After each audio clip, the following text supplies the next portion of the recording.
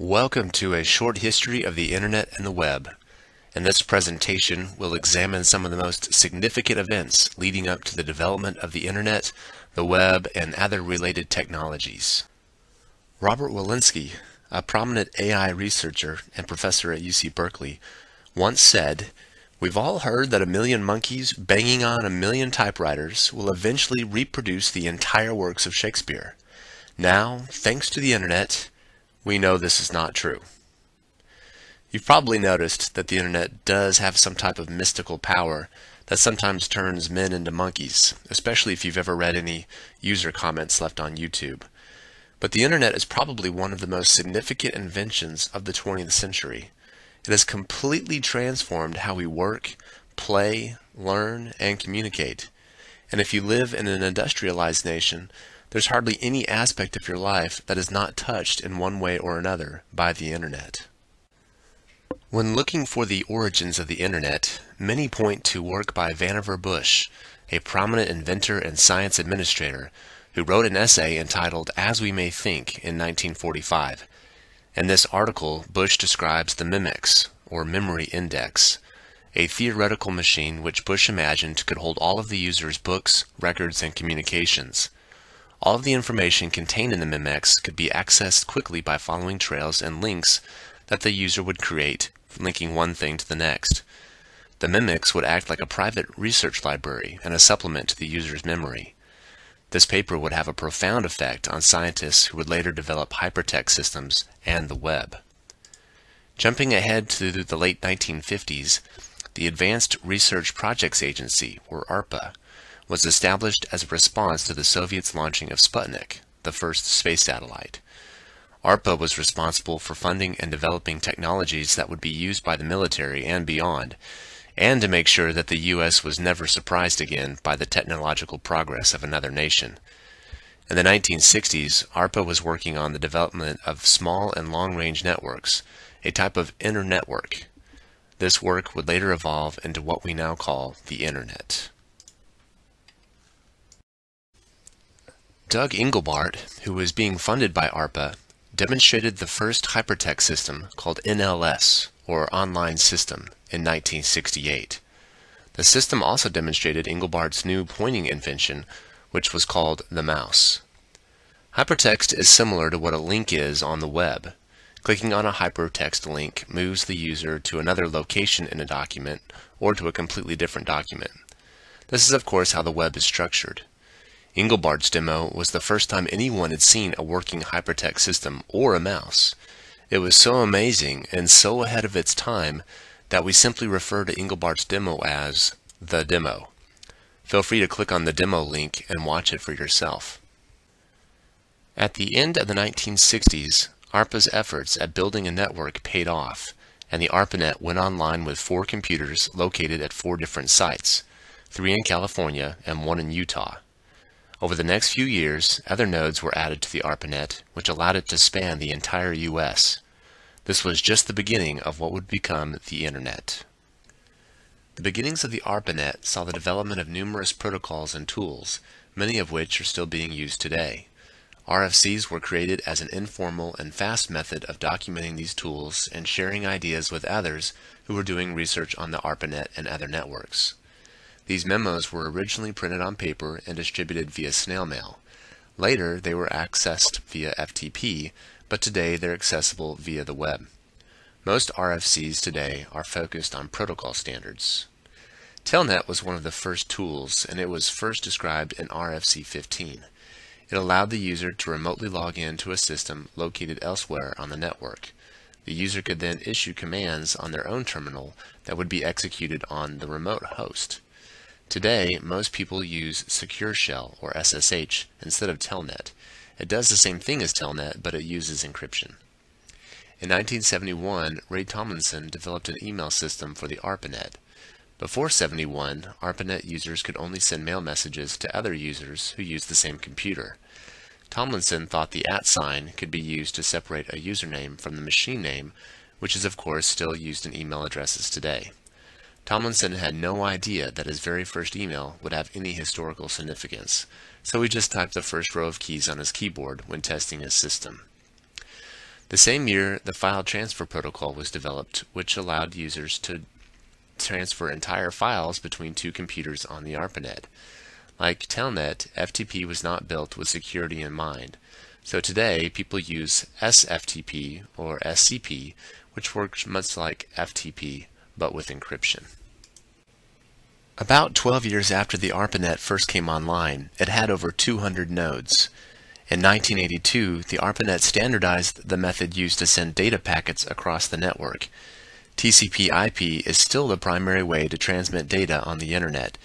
It's the backbone on which many other protocols rely, including HTTP, the protocol of the web. Up to this point, ARPANET used a simple text file for mapping intelligible names like foo.arpa into numerical IP addresses of computers on the ARPANET, like 10.2.0.52. But as the ARPANET continued to grow rapidly, this method would not scale, so the domain name system was introduced to replace it.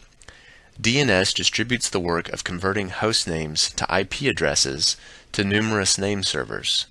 DNS is still used today so that a web browser, for example, can look up the IP address of www.google.com. While the ARPANET continued to grow, other networks were also being constructed in the US and abroad. Many of these networks would later be grafted into the Internet. One of these was sponsored by the National Science Foundation, or NSF. In 1985, NSF began funding work on the NSFNet. This network was originally intended to link researchers to the nation's NSF-funded supercomputing centers, but it would later form one of the major backbones of the Internet. In 1986, there were more than 10,000 nodes on the ARPANET as more and more educational institutions and companies began connecting. At this point, the U.S. government created their own military-only network called MILNET.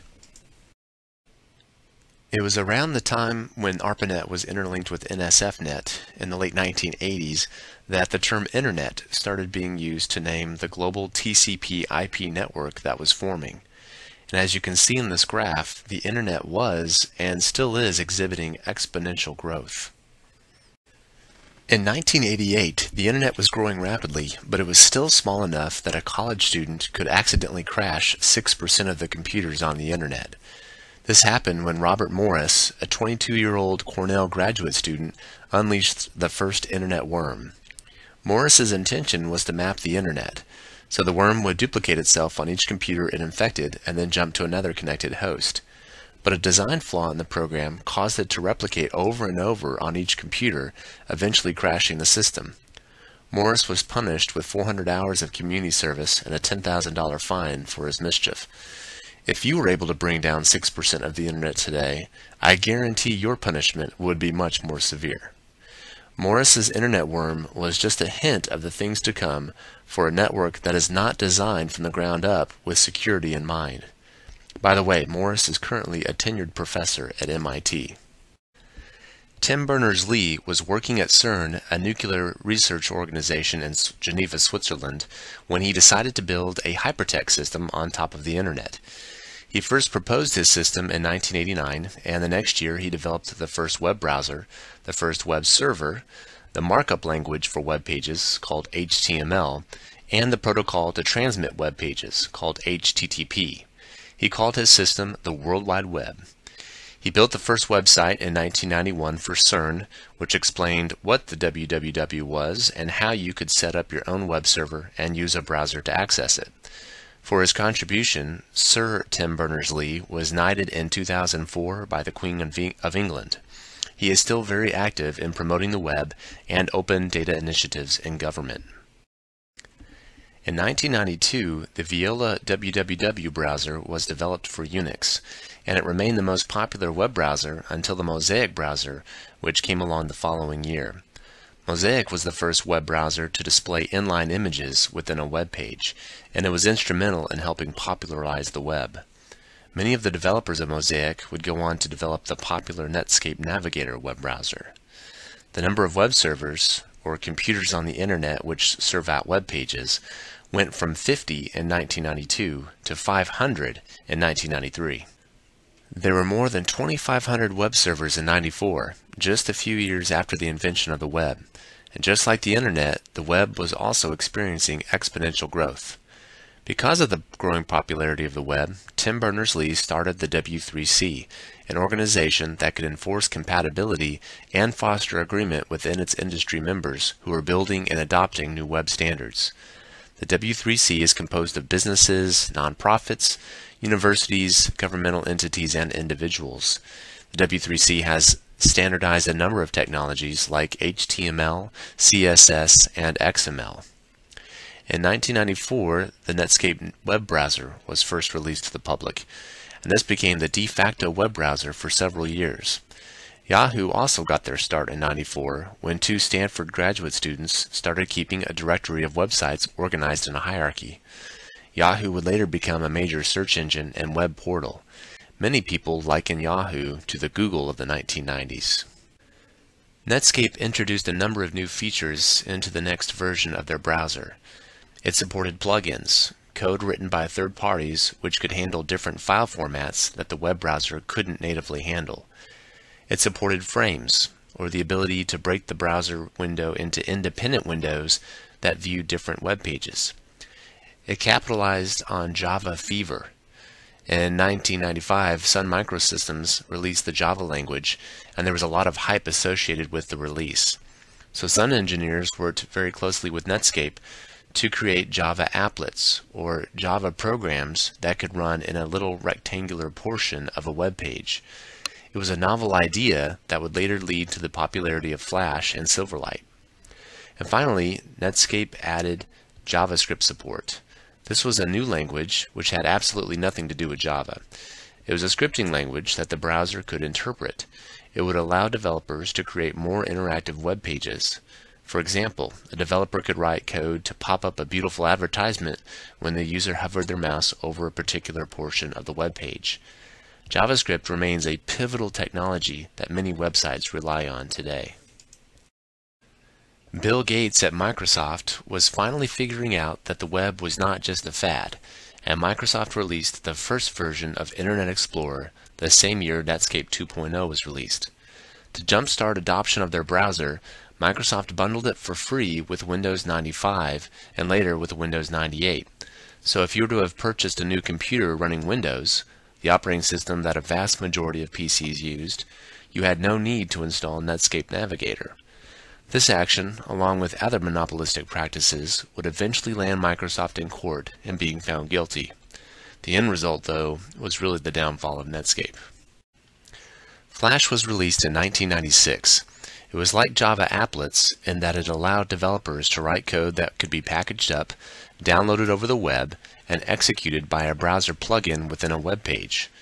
Flash would become very popular for games, animation, video, and advanced user interfaces. However, the advent of HTML5 has made many uses of Flash unnecessary, and Flash usage has been steadily declining.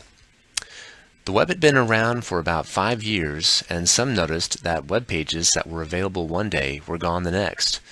It was an ephemeral publishing medium that no one was saving for future generations.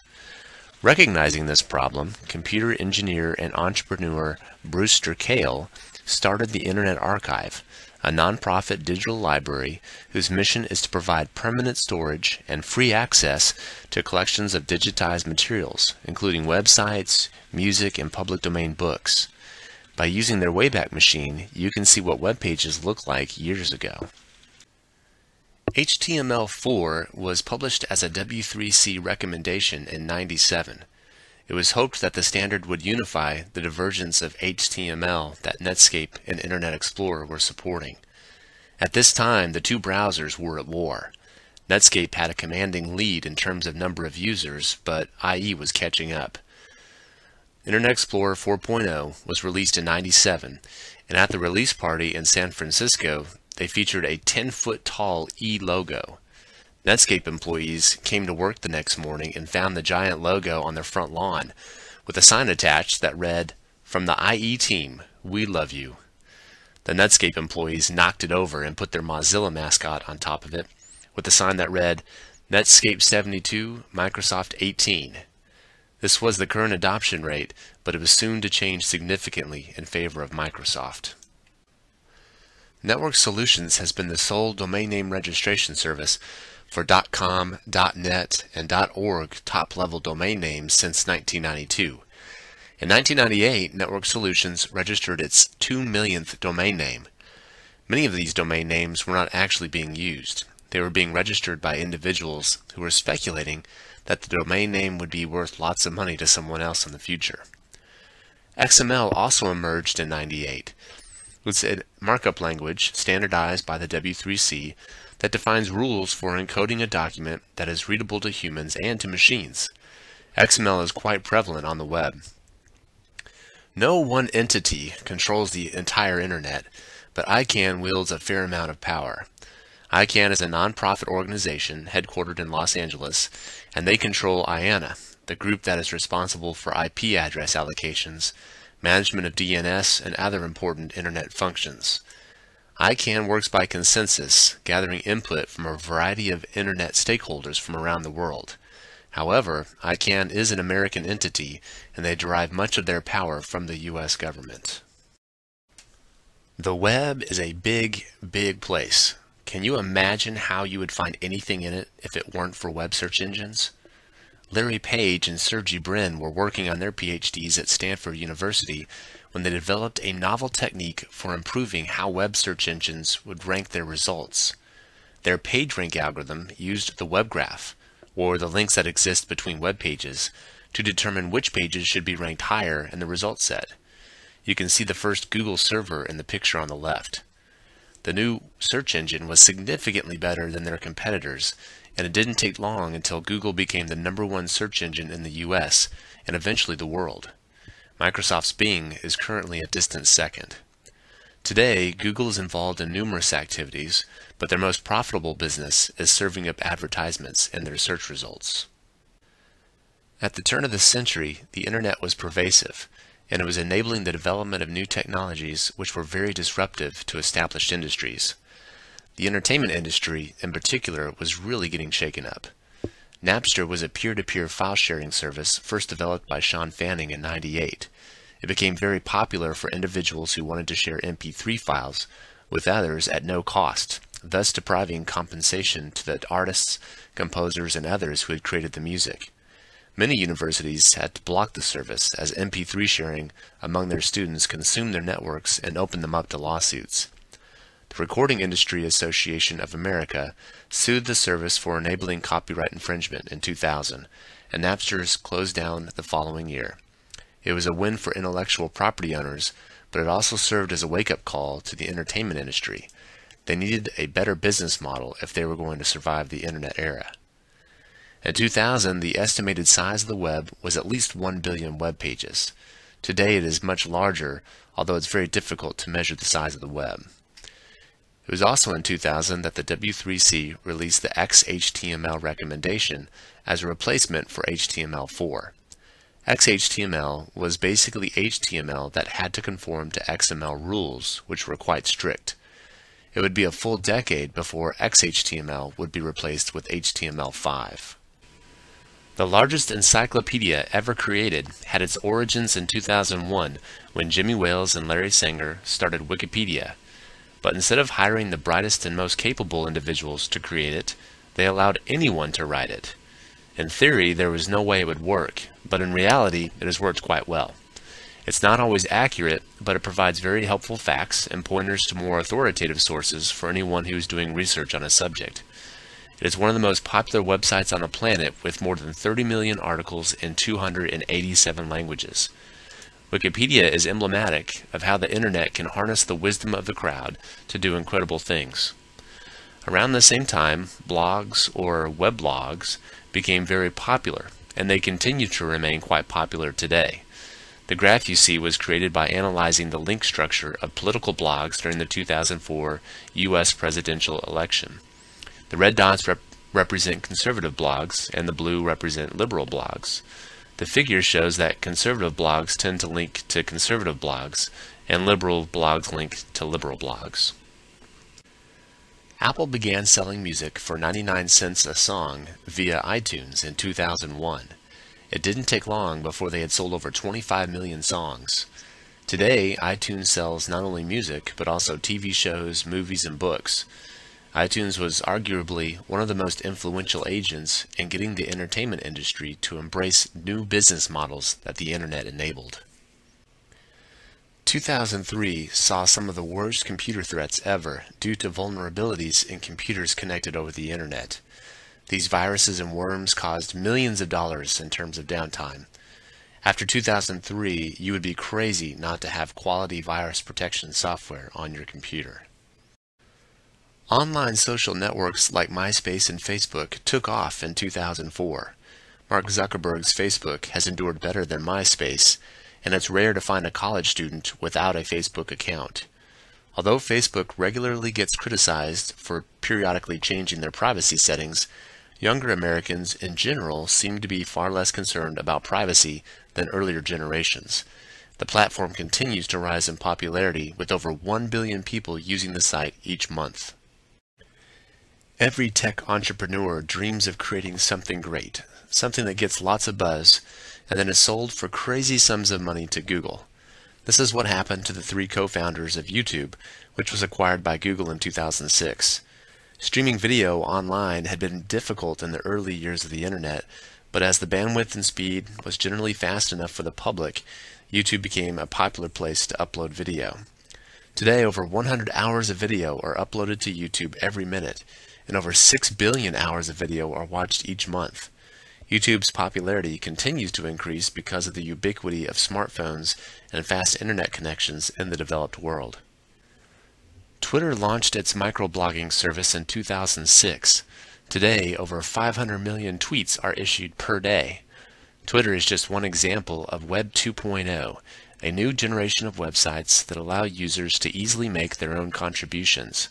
Sites like Twitter, YouTube, Facebook, and Wikipedia would not even exist if users did not contribute their thoughts, videos, and photos to these sites. Time magazine recognized the importance of Web 2.0 by naming you as Time magazine's Person of the Year in 2006. One of the first massive cyber attacks was leveled on the country of Estonia after the Estonian government relocated a controversial Soviet World War II monument. The attacks swamped the websites of the Estonian government, banks, and newspapers. The attacks showed a level of sophistication that had not been seen before, and many believed that the Russian government was behind it. This event underscored the fact that the internet had opened up a new front on which future wars between governments and organizations may be played out. Most governments today devote significant resources on defending themselves from ongoing and potential cyber attacks. Firefox 3 set a Guinness World Record in 2008 when over 8 million people downloaded it in one day. As the graph shows, Internet Explorer had won the first browser war, and it was the dominant browser for the past decade, but Firefox was slowly starting to cut away at Microsoft's market dominance. Google had been putting a lot of resources into building web applications, but they were not satisfied with the current state of the web browser. If one tab went crazy, it would affect all the other tabs, and the user might have to shut down their entire browser and lose their work. So Google set out to build a more robust browser that would also render content and execute JavaScript incredibly fast. The result was Chrome. Google introduced the browser with a comic book which tried to explain in a non-techie way how their browser was better than the competition. Many people have agreed, and in 2013, Chrome became the most widely used web browser. The W3C released the first public working draft of a new HTML language that added a number of features that web developers have been asking for over the past decade. HTML5 is being implemented in all major browsers, even though it's not yet an official standard. Some browsers implement HTML5 features unevenly, so HTML5 adopters have to be careful about cross-browser support. In 2012, ICANN allowed individuals and companies to register new generic top-level domains like .apple, .catholic, and .dad. These are expected to go live sometime in 2013, and there is likely going to be lots of confusion since the public is only used to seeing .com, .edu, etc. Since Apple released the iPhone in 2007, smartphones have increasingly been used to access the web. In 2013, mobile devices accounted for 18% of all web page views. The smaller screen size of mobile devices have prompted many popular websites to make mobile-friendly sites.